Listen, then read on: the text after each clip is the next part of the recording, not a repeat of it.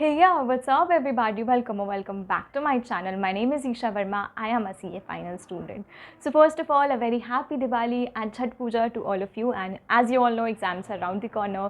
So, without wasting a lot of time and making this video longer, let's jump on to those points and tips that has always helped me clear my previous CA examinations in a very short period of time. So number one, so whenever you find a question or a question paper that is almost out of the things that you have already studied, please do not panic. So it happened with me in the previous CA final audit paper.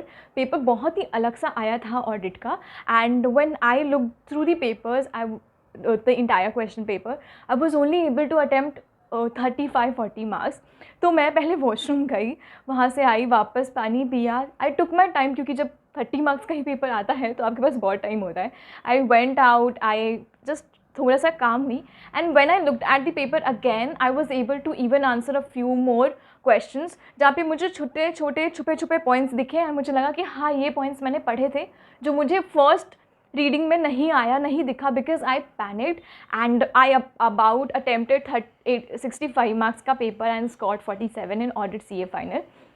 तो please, जब भी paper out of the thing that you have already study रहता है, तो वहाँ पे ICAI will test your perseverance, your perception, and your how you take the paper, and not what knowledge you have. So please keep patience and don't panic. Number 2, एक बार हुआ था like inter में, मैंने EIS के paper में गलती से 5 question की जगह 6 क्वेश्चन अटैम्प्ट कर दिए थे. पता नहीं, मैं ऐसी ही हूँ. तो 5 की जगह 6 क्वेश्चन अटैम्प्ट कर दिए. तो बाद में मैंने जब अपनी आंसर शीट निकलवाई थी, तो instead of giving the marks for the first 5 answers, उन्होंने मुझे बेस्ट 5 आंसर्स के मार्क्स ऐड करे थे मेन स्कोर में.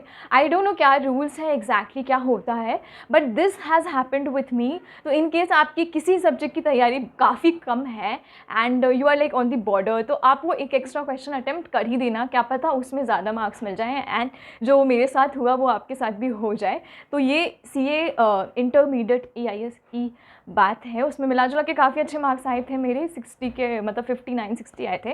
तो you can just try this. Number 3, in case जैसे कुछ सब्जेक्ट्स होते हैं लॉ के, ऑडिट के, या फिर FR के, SFM में तो नहीं होता है, लेकिन ऐसे बहुत सारे सब्जेक्ट्स में, इवन DT IDT में भी होते हैं, लिमिट्स होते हैं. फॉर एग्जांपल IDT में वो होता है ना, 50,000 से एक्सीडिंग अगर गिफ्ट देते हैं एम्प्लॉयर एम्प्लॉई को, तो वो सप्लाई में माना जाता है, ऐसा. तो जो भी वो लिमिट है एक्सीडिंग 50,000 या इंक्लूडिंग 50,000, इन लिमिट्स को प्लीज़ एक बार ग्रीन लाइटर हाइलाइटर या पिंक हाइलाइटर, एक ही कलर हाइलाइटर से अंडरलाइन कर लो, एंड उसे एग्ज़ाम की 1 मिनट पहले जब आप लास्ट मोमेंट पे वहाँ पहुँच रहे हो एग्ज़ाम हॉल के आगे, सारे लिमिट्स को एक बार आंखों से देख लो, ताकि आपको पता हो कि वो 50,000 इंक्लूड करना है, एक्सक्लूड करना है. क्योंकि बहुत सारे क्वेश्चन ऐसे आते हैं जो बिल्कुल एग्जैक्ट लिमिट पे आ जाते हैं.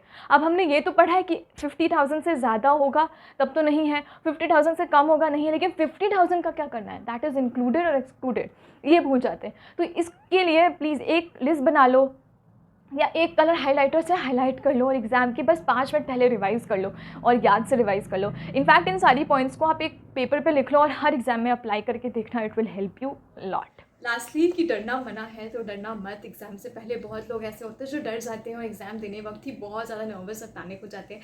मैं भी हूँ उन्हीं में से. लेकिन डरना मना है, और बिल्कुल मत डरना. Like I am trying to convince myself by saying it to you all कि डरना बिल्कुल मना है. बिल्कुल भी पैनिक करके नहीं जाना, जो होगा हमेशा अच्छा होता है. And make the best utilisation of your this attempt. अगर आप कहीं से भी ये सोचो कि यार ये स्किप कर देते हैं अटैम्प्ट, तैयारी नहीं हुई है, तो प्लीज़ ऐसा मत करना. जिस भी सब्जेक्ट की तैयारी हुई है, चाहे एक ही की हुई है वही दे आओ, चाहे आधी आधी सारी हुई है तो सारी आधी आधी दे आओ, पर दे आओ. एग्ज़ाम की फियर से नहीं डरना है, इससे मतलब इससे पीछे नहीं हटना है. Please go and give your paper without giving a second thought कि मैं एग्ज़ाम देने जाऊँ या ना जाऊँ, मेरा अटैम्प्ट ना लग जाए. और अटैम्प्ट काउंट होता है, बाद में नहीं होता, ये सब बहुत दूर की बातें हैं, अभी मत सोचो. जितनी भी तैयारी हुई, फॉर एग्जाम्पल मेरा सिर्फ इकोनॉमिक लॉस तैयार है, इसके अलावा कोई सब्जेक्ट भी नहीं पढ़ा, तो मैं सिर्फ वही देने जा रही हूँ. पर मैं जा रही हूँ क्योंकि मुझे अटैम्प्ट वेस्ट नहीं करना है. एक ही सब्जेक्ट अगर सर से बोझ खत्म हो जाएगा, यार एक भी निकल गया तो 3 बचेंगे, 2 भी निकल गए तो 2 ही बचेंगे, ये सोच के प्लीज़ चले जाओ. एंड प्लीज़ नेवर थिंक कि हम एक अगले अटैम्प्ट में रैंक ले आएंगे तो दोनों ग्रुप पढ़ के, क्योंकि फिर जब वो 8 सब्जेक्ट्स आ जाते हैं सर पे, बहुत मुश्किल होता है पढ़ना. ठीक है, तो that is it and all the very best and an announcement also, अगर इकोनॉमिक क्लास के पेपर से पहले हो सकता है मैं रिविजन वीडियोस साथ में करेंगे लाइव, तो एक बार मेरे टेलीग्राम चैनल को इकोनॉमिक क्लास वाला या तो स्पेशली ज्वाइन कर लेना, क्योंकि वहाँ पे आई अपडेट यू कि हम क्या रिवाइज कर सकते हैं साथ में बिल्कुल लाइव एग्जाम से एक दिन पहले सारे जितने भी हमने पढ़े हैं। And that is it and all the very best, may you get the best out of the world, आपको इस दुनिया की सारी अच्छी चीज़ें मिले, मुझे भी एंड आपके फैमिली को भी, सबको, and that is all. Bye bye, take care और सब्सक्राइब कर लेना मेरे चैनल को।